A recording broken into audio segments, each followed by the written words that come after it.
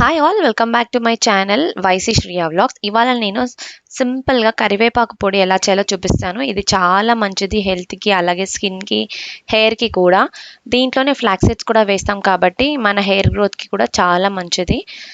ముందుగా పప్పులన్నీ dry roast చేసుకోవాలి కాబట్టి ప్యాన్ పెట్టేసుకొని 2 స్పూన్స్ ఆయిల్ వేశాక 2 స్పూన్స్ మినప్పప్పు అలాగే 2 స్పూన్స్ శనగపప్పు వేసి మంచిగా గోల్డెన్ కలర్ అయ్యే వరకు సిమ్లోనే ఫ్రై చేసుకోండి. పప్పులు బాగా వేగితేనే కరివేపాకు పొడి టేస్టీగా ఉంటుంది. ఇవి మంచిగా ఫ్రై చేసుకుంటూ ఉండండి. నా ఛానల్ని ఫస్ట్ టైం చూస్తే సబ్స్క్రైబ్ చేయండి, అలాగే మీ ఫ్రెండ్స్ అండ్ ఫ్యామిలీకి షేర్ చేయండి.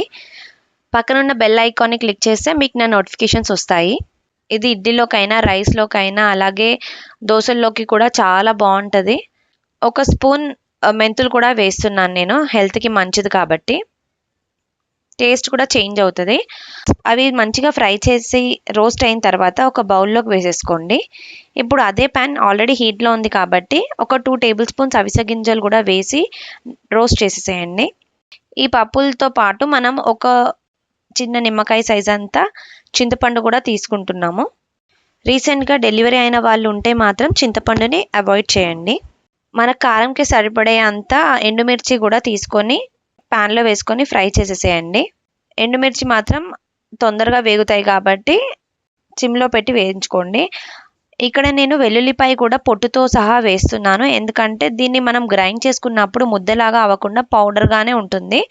తర్వాత కరివేపాకుని మనం కడిగి ఎండలో కాసేపు ఆరబెట్టుకోండి, తడి ఏం లేకుండా ఉంటుంది. కరివేపాకును కూడా బాగా రోస్ట్ చేసుకోవాలి. మనం చేయితోని ఇలా ప్రెస్ చేస్తే పౌడర్ లాగా అయిపోతుంది. అప్పటి వరకు మంచిగా సిమ్లో పెట్టి రోస్ట్ చేసుకోండి. ఇప్పుడు ఒక మిక్సీ జార్లోకి మనం ముందుగా వేయించి పెట్టుకున్న పప్పులన్నీ వేసి గ్రైండ్ చేసేసుకోండి. ఆ తర్వాత ఎండుమిర్చి అలాగే వెల్లుల్లిపాయలు, కరివేపాకు మొత్తం ఒకసారి పట్టదు కాబట్టి 2 టైమ్స్ లాగా గ్రైండ్ చేసుకోండి. కొంచెం గ్రైండ్ అయిన తర్వాత మిగిలిన కరివేపాకు మొత్తం వేసేసి గ్రైండ్ చేసేసుకోండి. నా ఛానల్ని ఫస్ట్ టైం చూస్తే కనుక సబ్స్క్రైబ్ చేయండి, అలాగే మీ ఫ్రెండ్స్ అండ్ ఫ్యామిలీకి కూడా షేర్ చేయండి. ఇది చాలా హెల్త్ బెనిఫిట్స్ ఉంటాయి దీంట్లో. మీకు కావాలంటే దీంట్లోనే పంకిన్ సీడ్స్ అలాగే సన్ఫ్లవర్ సీడ్స్ కూడా 2 స్పూన్స్ వేసుకోవచ్చు.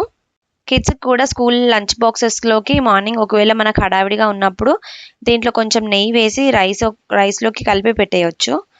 అలాగే టిఫిన్స్లోకి, ఇడ్లీకి, దోశకు కూడా చాలా బాగుంటుంది. మిగతాది కూడా వేసేసాక ఇందులో టేస్ట్కి సరిపడా సాల్ట్, ఇంకా కొంచెం జీలకర్ర కూడా వేసి గ్రైండ్ చేసేసుకోండి. ఇప్పుడు మనం ముందుగా తీసుకున్న చింతపండు ఉంది కదా, దాంట్లో ఉన్న నారంతా తీసేసి చింతపండు కూడా వేసి మంచిగా గ్రైండ్ చేసేసుకోండి కోర్స్గా. ఎక్కువ మెత్తగా అయ్యేలా చేయకండి. మీరు ఎక్కువ క్వాంటిటీలో చేయాలనుకుంటే కనుక వెల్లుల్లి పొట్టు ఉంటుంది కదా, అది కొంచెం ఎక్కువ వేసుకోండి. అప్పుడు ఇలా పౌడర్ లాగా ఉంటుంది, ముద్దలాగా రాకుండా ఎక్కువ రోజులు కూడా నిల్వ ఉంటుంది. ఇది ఒక టిప్. చూస్తున్నారు కదా మంచిగా ఎలా పౌడర్ లాగా ఉందో.